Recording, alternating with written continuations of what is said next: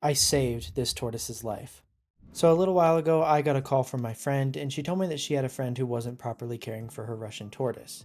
She said it was being kept in very poor conditions and that if not corrected soon, could lead to some major health issues. Naturally, I was more than up for this task, so I worked as fast as possible to get this tortoise the care that it needs. If you're new to the channel, be sure to hit that like button if you enjoyed the video, and subscribe so you don't miss future uploads. Now I'm gonna be honest, I didn't get any photos or videos of her the first night that I had her. She was extremely stressed, skittish, and needed to be moved into a new enclosure as soon as possible. Her previous home was a small tub where she was kept without UVB, proper humidity, and only a heating pad for heat. Knowing this, I didn't want to be up in her face with the cameras, and making her new enclosure was my top priority. Ideally, I'd like to set her up in something much bigger right away, but all I have right now is this 40-gallon that sits under my frog enclosures. I don't have the time or money to set up her permanent enclosure right away, so for now this will do. However, as you can see, it needs to be cleaned. I haven't touched this tank in over a year, and it's become somewhat of a cricket trap. I need to remove the tank in order to clean it, but unfortunately the way this is set up, the tank removes from the back. In order to get it out, I'd have to drain the mossy frog tank and take out all the substrate from the red-eyed tree frog tank, as it's just too heavy otherwise. To save time, I took off the side panels so I could lift the tank up and over the stand. Then I had to remove of some inhabitants, including a cricket and a couple wolf spiders. Once they were removed, I could begin the not-so-fun process of scraping all of the dead crickets off the bottom of the tank. It's a gross task, but it needs to be done. Once all of the crickets were removed, I took the tank outside to rinse it off. Using the hose, I thoroughly rinsed out the entire bottom of the tank and then tipped it over to remove the excess water. I then repeated this process a couple times to thoroughly clean the enclosure. Once that was done, I then took the enclosure back inside and dried off all of the water before putting it back onto the stand. Now that I have a nice and clean enclosure, we can start mixing the substrate. For this one, I'm using a blend of 3 parts organic topsoil, 1 part cocoa fiber, and 1 part play sand. Ideally, I would have switched out the cocoa fiber for some excavator clay, as Russian tortoises are a burrowing species, but I wasn't able to get my hands on any at the moment. Regardless, this mix will allow for easy digging and retain a bit of humidity while still remaining fluffy. Once the substrate was mixed up, I started adding it into the enclosure. Though it's nowhere near as deep as I would have liked it to be, I still made sure to give her a deep enough layer so she could dig if she wanted to. Though she can hide herself in the substrate, she'll still need a couple of additional hides. These cork tubes will do perfectly. I situated the first one on the left side of the enclosure, pressing it firmly into the substrate. I then added the second one to the right side. Though they do it a bit differently than other reptiles, tortoises still shed their skin, so I'll fill the hide on the left with some damp sphagnum moss to help her with this process. I then added a small water bowl to the left side of the enclosure. I'll be upgrading the size of this eventually, but for now this will do, so I'll fill it up with some filtered water. Additionally, I nestled a couple slate stones into the enclosure. As she passes over these, they'll help to keep her nails trimmed and ensure they don't get overgrown. The last thing that I needed to take care of is the heating and lighting. Fortunately, I was able to secure the UVB light to the stand itself. I lined it up for optimal coverage and then marked for where I wanted to mount it. I screwed in a couple of clips and then I could simply snap the fixture into place. With UVB taken care of, heating was pretty similar, but I had to dangle it a little bit into the enclosure to get the proper amount of heat. I then lightly misted the enclosure to boost humidity, and I could finally let her roam in her new enclosure. Immediately, she went and got nestled up right next to the cork bark underneath the heat lamp, which I'm sure felt great for her. Now that she was in her new enclosure, I could finally meet her face to face. Though I was super excited about this, as again I had never kept a tortoise before, I could tell just by looking at her that she didn't feel well. More on that in a second. As for her enclosure, it's not perfect and nowhere near as big as it needs to be, but it'll have to do for now, and it's much better than what she was in previously. I'll be upgrading her to a much larger enclosure once I have the time and money to do so. Once I got her into the new enclosure and let her settle in a bit, I started to notice a couple of things that needed attention. As I said earlier, I could tell that she wasn't feeling well, and additionally I noticed that her claws were a bit too long, so I needed to get those trimmed. Those slate stones I added earlier will help with this, but I still wanted to get a head start. In addition to her long claws, I also noticed that her skin looked a bit dry and flaky, which is most likely caused by improper humidity levels. However, this should heal up on its own now that she's got adequate humidity. Another thing I noticed is that the area around her eyes seemed to be a bit swollen. I'm honestly not sure what this is caused by or if it's even an issue. My best guess is again, too low humidity. The last thing I noticed was actually when I was putting her into the enclosure. Her back legs seemed pretty weak and she was sort of just dragging them instead of standing on them like tortoises normally do. I was informed before getting her that she wasn't fed as often as she needed to be, nor was she fed a varied diet. In addition to lack of D3 and calcium, this is more than likely the cause for her weakness. With this in mind, I placed a small tray in the enclosure and then dusted a variety of leafy greens with a little bit of Repashy superveggie. I then placed the food onto the tray in hopes that she would find it eventually. In case my presence was deterring her, I ended up leaving the food sitting for about 2 hours and she showed no interest in it. I really didn't want to force her into anything, but I ended up showing her the food to see if she'd show any interest. At first I was hopeful as she looked like she was going to take a bite, but she quickly switched courses and went straight into the humid hide. She ended up spending the rest of the day in here and didn't eat any of the food. I let her rest, came back the next morning and replaced her food, and finally she started eating. Though she was being very cautious and would stop eating if I got too close to her, this is still progress and it made me very happy to see it.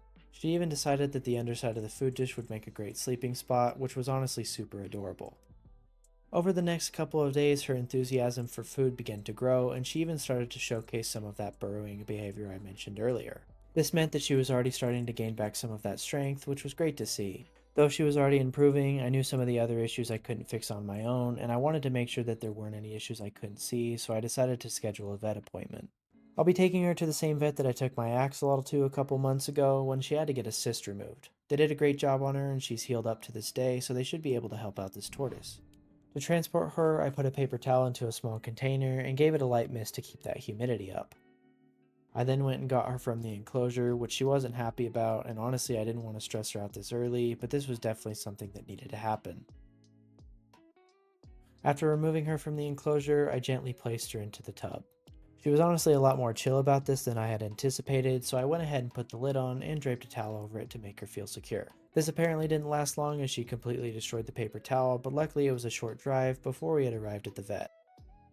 I was eager to get her in, so I went ahead and checked in, and then we headed inside. She wasn't very happy with me at this point, but luckily it was a short wait before the vet came in to see her. The first thing they did was look at her mouth and beak. I was honestly a little bit worried about her beak being too long as her claws were, but they said it actually looked pretty good. They examined her throat and said that both her tongue and the back of her throat are pink, which is a good sign, and everything looks healthy. They then moved on to trimming her nails. They said that this is actually something I can do at home and recommended doing it about once every month or so until the nails are at a manageable length. They said that her front claws weren't actually that bad, so they only took a little bit off. Her back claws, however, needed a little bit more trimming. Once her nails were trimmed, they said that overall she looks pretty healthy, all things considered. All the other issues would eventually go away with proper care, and the reason for her eyes being swollen is a vitamin A deficiency. All I have to do is prioritize foods that are high in vitamin A, such as collard greens and kale.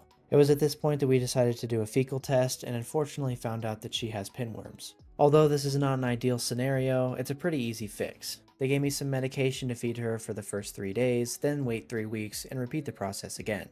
Additionally, they said it's super important to keep the enclosure clean and remove of any fecal matter as it appears to stop the worms from spreading. This was the final thing we had to take care of, so we were on our way home and I could get her out of the tub and back into her enclosure. Over the next couple days, her appetite began to grow and she started to eat a lot more. It even got to the point where she was now comfortable with me watching her. Unfortunately though, I had to take advantage of this. I tried to give her the medicine for the pinworms like the vet did, but to no avail. My second approach was trying to get her to eat by hand so I could sneak it into her mouth. To my surprise, she actually began eating the food and at one point even tried to take off with it. I tried my best to sneak the syringe into her mouth while she was chewing, but she wanted nothing to do with it. It even got to the point where she wasn't even eating the lettuce, she was just holding on to it. I eventually tried to take the lettuce away from her, but she made it very clear that she wasn't letting go of it anytime soon. After quite a bit of work, I eventually was able to get her the medicine for the first 3 days. Unfortunately, I wasn't able to show it on camera as it was just too difficult of a task. I figured while I had her out of the enclosure that I would attempt to give her a bath. The vet recommended this to help with her dry and flaky skin, and I've seen a lot of other people recommend this for tortoises in general. At first she was freaking out a little bit and didn't seem to like it, but she eventually calmed down. In addition to rehydrating their skin, this is also a great way to clean them off, so I gently scrubbed her shell with a brush. I also made sure to get the underside of her shell, which is called the plastron, and I don't think she enjoyed it that much. I then let her soak in the warm water for about 15 minutes before removing her and putting her back into her enclosure now that she's all cleaned up and rehydrated. Once she was now eating better, she had had all of her medication and a bath to clean her up, the next few days were just filled with progress. Her appetite has grown even larger, and food is now her favorite thing in the world. It's gotten to the point where I can even summon her with food. All I have to do is show her that I have food in the cup, and she'll start turning around and going to where the food dish sits. It's honestly super hilarious to watch, but at the same time it's very convenient. The fact that she's exhibiting a behavior like this towards food means that if in the future she stops acting like this, I'll immediately know something's wrong.